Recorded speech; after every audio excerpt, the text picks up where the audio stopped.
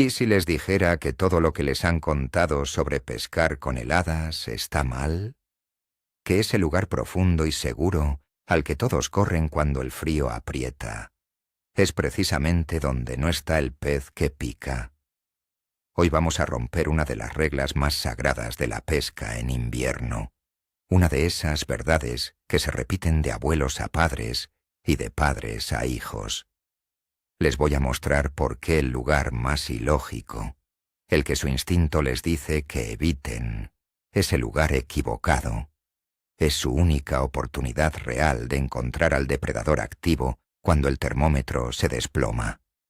Al final de este video, van a entender perfectamente por qué sus jornadas de pesca en frío terminan, la mayoría de las veces, en un rotundo cero. Y lo más importante, sabrán cómo evitarlo para siempre. Así que les pregunto ahora mismo, ¿ustedes también creen que en invierno el pez solo está en lo más hondo? Déjenme su opinión en los comentarios, porque hoy vamos a poner esa idea a prueba de una vez por todas. Vamos a ser sinceros. Durante generaciones nos han enseñado una cosa muy simple. Llega el frío, el agua superficial se enfría, y toda la vida acuática busca refugio en las capas más profundas. En teoría tiene todo el sentido del mundo. Abajo la temperatura es más estable, más segura. Y así, año tras año, vemos la misma estampa en pantanos y ríos. Cientos de pescadores, bien abrigados, lanzando sus señuelos a las mismas pozas, a los mismos cortados profundos, esperando pacientemente una picada que rara vez llega. Es casi un ritual sagrado, una verdad incuestionable del pescador de invierno. Pero, como muchos rituales, a veces lo hacemos por pura costumbre, por inercia, sin pararnos a pensar si de verdad sigue funcionando, o si estamos pasando por alto el detalle más importante. Hoy vamos a analizar por qué esa lógica, aunque parece de hierro, tiene una grieta enorme que nos está costando muchas capturas. Empecemos por el fallo fundamental de la lógica tradicional. Es cierto que el agua profunda ofrece una temperatura más estable, pero estabilidad no significa actividad. Imaginen esa agua profunda y fría como el dormitorio del pez. Es un lugar donde va a descansar, a pasar las horas de mayor letargo, conservando energía. Ahora yo les pregunto, ¿ustedes intentarían venderle algo a alguien mientras duerme en su cama? Probablemente no. Entonces, ¿por qué insistimos en presentarle nuestros mejores señuelos a un depredador que está en modo de bajo consumo, casi dormido, en el fondo de una poza? Estamos pescando en el lugar de descanso, no en la zona de caza. El pez no está ahí para comer, está ahí para sobrevivir. Y esa pequeña pero crucial diferencia es la razón por la que nuestras esperanzas se congelan junto con la escarcha de la mañana. Tenemos que cambiar el chip y dejar de buscar dónde se esconde el pez, para empezar a pensar dónde y cuándo va a comer. Ahora, introduzcamos al verdadero protagonista de esta historia, el que lo cambia todo, el sol. Incluso en el día más gélido del invierno, si el cielo está despejado, el sol es un motor de energía increíblemente poderoso. Su luz viaja a través de la atmósfera y golpea la superficie del agua. En las zonas profundas, esa energía se disipa rápidamente, sin apenas alterar la temperatura. Pero en las zonas someras, en las orillas, en las reculas con menos de 1 metro de agua, ocurre la magia. El fondo, especialmente si es oscuro, con lodo, piedras o vegetación muerta, actúa como un panel solar. Absorbe esa radiación y empieza a calentarse. Este calor se transfiere lentamente al agua que está en contacto directo con él.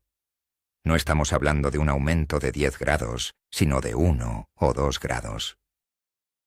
Una diferencia que para nosotros es insignificante, pero que para el ecosistema acuático es como pasar de la noche al día, un auténtico oasis en medio del desierto helado. Ese pequeño aumento de 1 o 2 grados en la temperatura del agua es lo que yo llamo el efecto oasis. Piénsenlo. En un entorno donde todo está a 4 grados, una pequeña zona que alcanza los 5 o 6 se convierte en un imán para la vida. Es una señal, una llamada.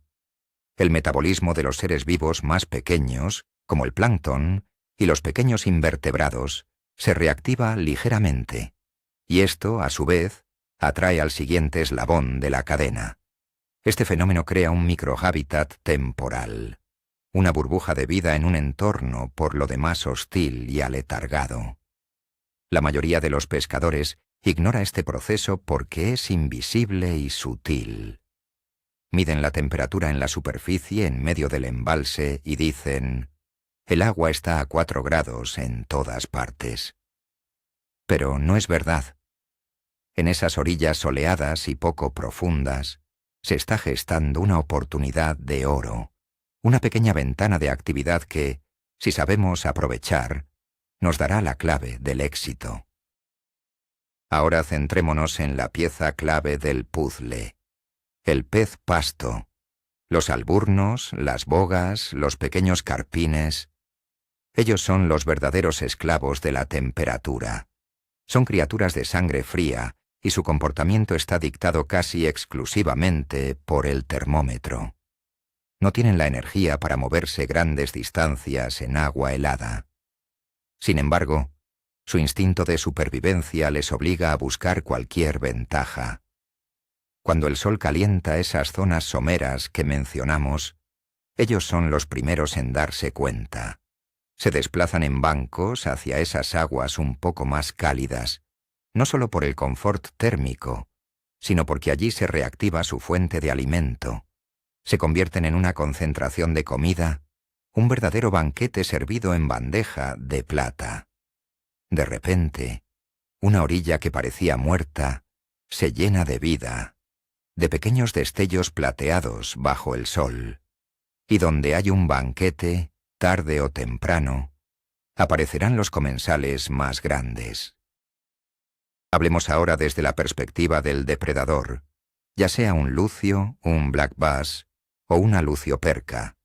Él también está afectado por el frío. Su metabolismo es extremadamente lento y no puede permitirse el lujo de malgastar energía. Nadar por las vastas y frías aguas profundas, persiguiendo a una presa solitaria, sería un suicidio energético. No le compensa el esfuerzo, pero es un cazador, y su instinto le dice que tiene que comer. Él sabe, por pura experiencia evolutiva, que durante esas horas centrales del día, cuando el sol está más alto, ese buffet gratuito se va a montar en las orillas. Por lo tanto, su estrategia es simple y terriblemente eficaz. Se desplaza desde sus zonas de descanso profundas hacia los márgenes de estas áreas someras y cálidas. No se pone a nadar como un loco, sino que busca un puesto de emboscada, una rama sumergida, el borde de un juncal, y simplemente espera. Sabe que la comida vendrá a él. Es hora de desmontar por completo el mito del agua profunda. Repitámoslo una vez más para que quede grabado. El agua profunda en invierno es una zona de descanso, no una zona de alimentación. Pescar allí es como intentar cazar en el dormitorio de un león.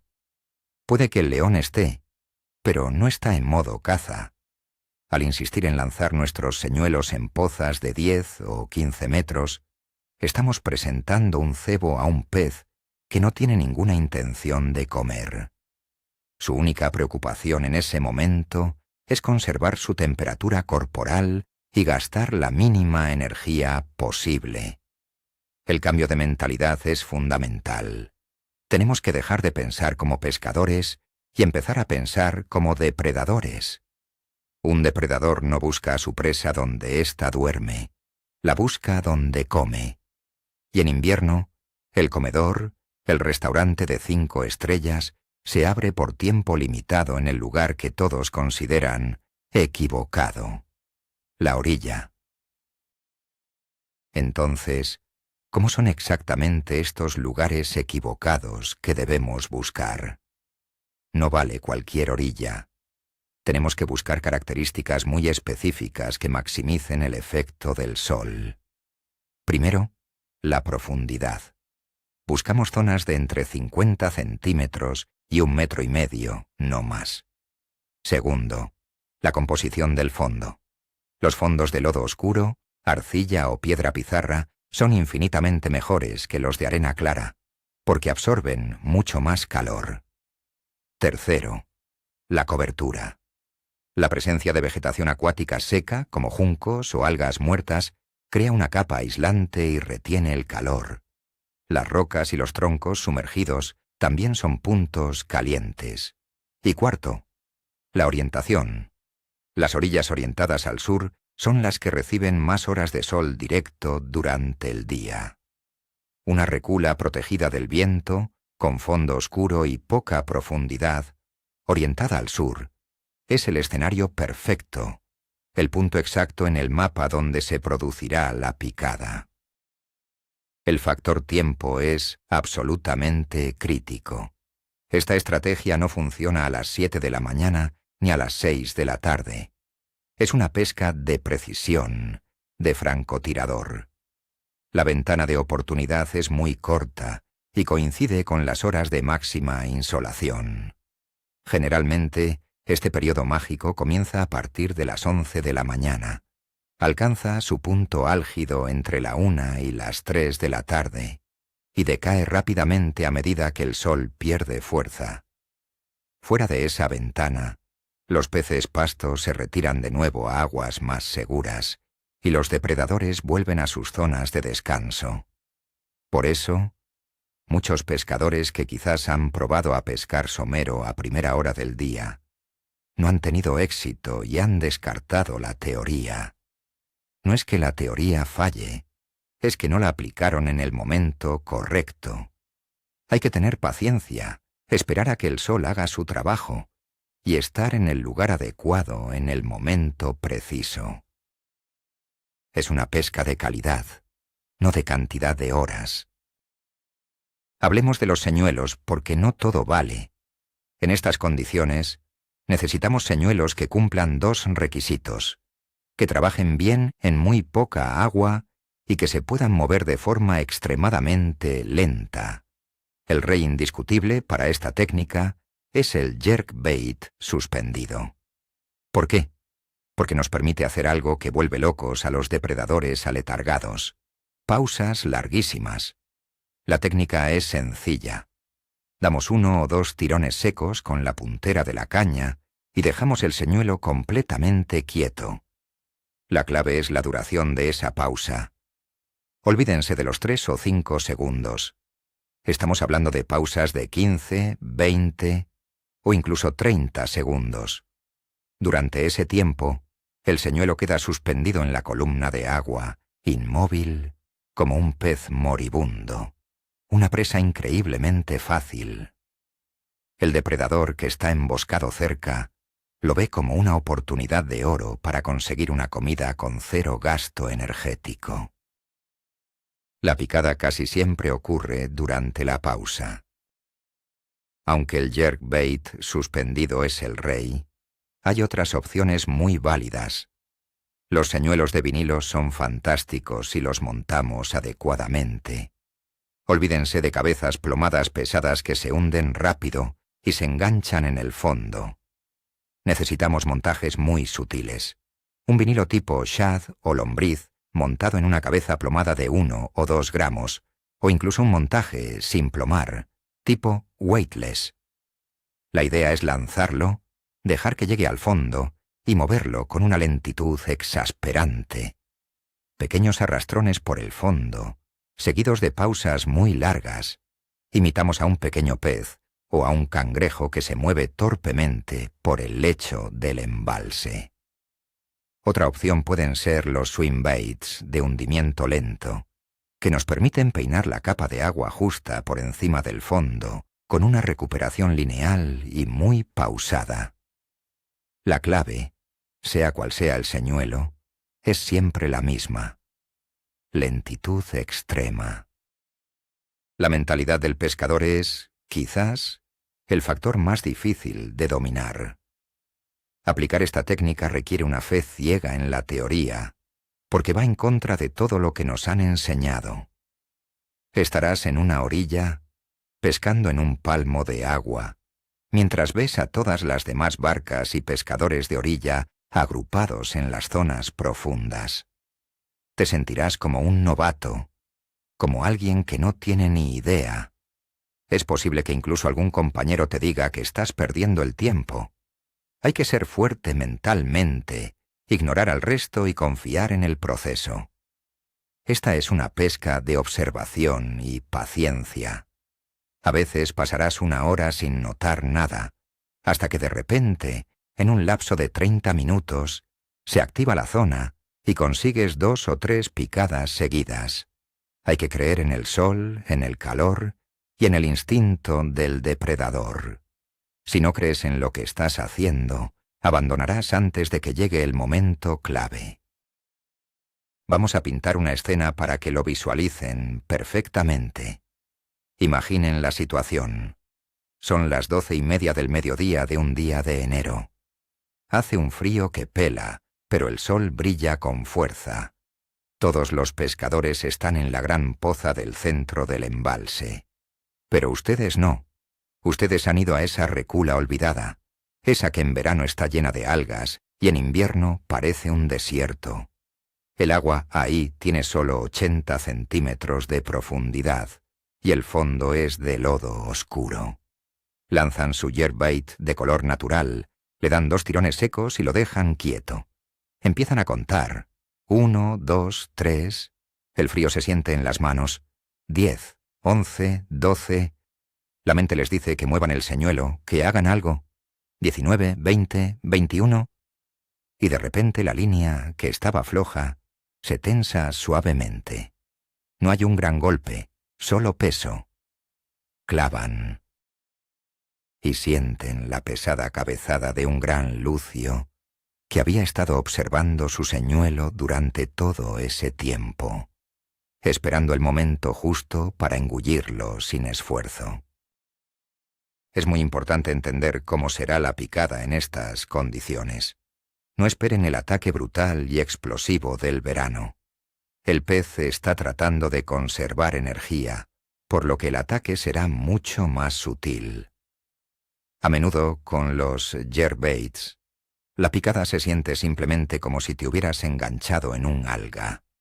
La línea pierde la comba y se queda tensa, o notas un ligero peso al otro lado. Con los vinilos en el fondo, puede ser un simple toc, casi imperceptible. Por esta razón, es fundamental mantener un buen contacto con el señuelo y estar 100% concentrado. Usar un hilo trenzado nos ayudará a detectar estas picadas sutiles mucho mejor que un monofilamento. Ante la más mínima sospecha, ante cualquier cosa extraña que noten en la línea, claven con contundencia. Es mejor clavar al aire un par de veces que perder la única oportunidad del día por dudar. Una de las grandes ventajas de esta estrategia es que van a pescar en zonas con muy poca o ninguna presión de pesca.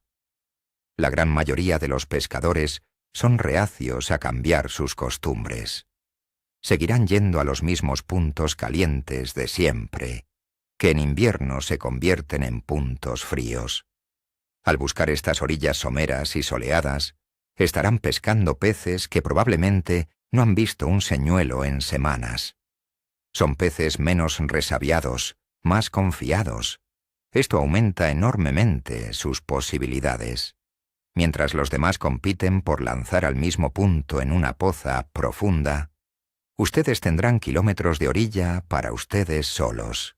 Serán los únicos que le presenten una oferta tentadora al pez en el lugar y el momento en que éste está dispuesto a aceptarla. Están jugando en un tablero completamente diferente, con sus propias reglas, y eso, en la pesca, es una ventaja competitiva enorme. Esta teoría no es exclusiva de una sola especie. Se puede aplicar a la mayoría de los depredadores. Si buscamos black bass, nos centraremos en esas orillas someras que además tengan alguna cobertura extra, como un tronco sumergido, un parche de rocas o el poste de una valla. El bass usará esa cobertura como puesto de emboscada. Si nuestro objetivo es el lucio, buscaremos los bordes de los juncales secos o las praderas de vegetación sumergida muerta que bordean estas zonas someras. El lucio es el maestro del camuflaje y utilizará esa vegetación para pasar desapercibido. Para la lucioperca, quizás buscaremos zonas con un fondo algo más duro, de grava o piedra, pero siempre bajo el mismo principio de poca profundidad y exposición al sol. El principio es universal: encontrar la zona caliente que concentra al pez pasto.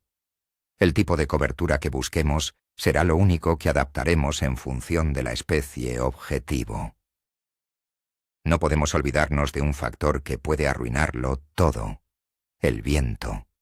Un viento frío y constante que rice la superficie del agua es nuestro peor enemigo. El movimiento del agua mezcla las capas y evita que la capa superficial se caliente. Además, el viento enfría por evaporación. Por lo tanto, el escenario ideal es un día frío, soleado y con poco o nada de viento. Si el viento sopla, nuestra misión será buscar zonas que estén a resguardo. Busquen reculas, bahías o tramos de orilla que estén protegidos por un monte, un bosque o cualquier barrera natural. En un mismo embalse puede haber una orilla azotada por el viento donde esta técnica es inútil, y a 500 metros, una cala en calma donde se está produciendo el milagro. Hay que aprender a usar el viento a nuestro favor, o al menos saber dónde escondernos de él para que el sol pueda hacer su trabajo, sin interferencias. Podemos llevar la precisión un paso más allá y pensar en el concepto de micropuntos calientes. Incluso dentro de una misma orilla que cumple todos los requisitos, habrá zonas un poco más calientes que otras. Una sola piedra grande y oscura en el fondo puede estar 1 grado por encima del lodo que la rodea. El rincón de una recula donde se acumulan hojas secas y materia orgánica en descomposición generará un calor residual. Estos son los micropuntos, los lugares exactos donde es más probable que un depredador esté esperando. Requiere una capacidad de observación muy aguda. A veces, la única forma de encontrarlos es pescando muy despacio, cubriendo cada metro de orilla y prestando atención al lugar exacto donde se produce la picada. Si capturan un pez en un punto concreto, insistan en esa zona. Es muy probable que no esté solo, ya que ha encontrado el mejor apartamento del barrio. Vamos a rebatir el último gran mito: los peces no comen cuando el agua está tan fría. Esto es completamente falso. Los peces tienen que comer para sobrevivir. Lo que cambia drásticamente es cómo y cuándo comen. En verano, con el metabolismo a tope, pueden permitirse persecuciones largas y ataques explosivos. En invierno, eso es un derroche de energía inasumible. Por eso, se transforman en cazadores oportunistas y minimalistas. No van a perseguir un spinnerbait que pasa a toda velocidad. Pero si un pez pequeño, aparentemente herido y lento, se queda suspendido delante de su boca durante 20 segundos, el cálculo energético es claro: máximo beneficio por mínimo esfuerzo. Nuestro trabajo como pescadores no es hacer que el pez coma, sino presentarle una oportunidad de comer que sea tan fácil, tan evidente y tan rentable energéticamente que no pueda rechazarla. Nosotros no activamos al pez, nos adaptamos a su estado de actividad. Además de buscar las características físicas del lugar, debemos estar muy atentos a las señales de vida, por sutiles que sean. A veces, la confirmación de que estamos en el sitio correcto nos la da la propia naturaleza. Si ven un martín pescador o una garza posados inmóviles en la orilla, es una buena señal. Esos pájaros son expertos pescadores y saben perfectamente dónde se concentra el pescado.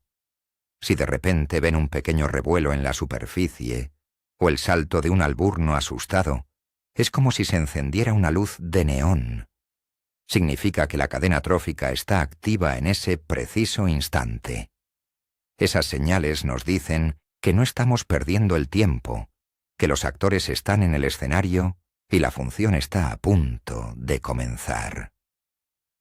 La pesca en invierno es un juego de detalles, de sumar pequeñas pistas hasta que el puzzle encaja y se produce la picada. Hay que pescar con los 5 sentidos, no solo con la caña. Para resumir, el plan de ataque estratégico para un día de helada es simple, pero requiere disciplina. Primero, al llegar al embalse, ignoren por completo las zonas profundas que todo el mundo pesca. Olvídense de ellas. Segundo, saquen sus gafas de sol. Usen el sol como un mapa para identificar las orillas y reculas someras, protegidas del viento y con fondos oscuros. Esas son sus zonas de trabajo. Tercero, no tengan prisa. Dediquen las primeras horas del día a explorar, observar y esperar. La acción real no empezará hasta que el sol esté alto. Cuarto, una vez en la zona elegida y en la ventana de tiempo correcta, pesquen con una lentitud desesperante. Usen jerkbaits suspendidos con pausas eternas o vinilos sin peso con movimientos mínimos. Y quinto y último, confíen en el plan. Aunque parezca ilógico, aunque se sientan solos, manténganse firmes.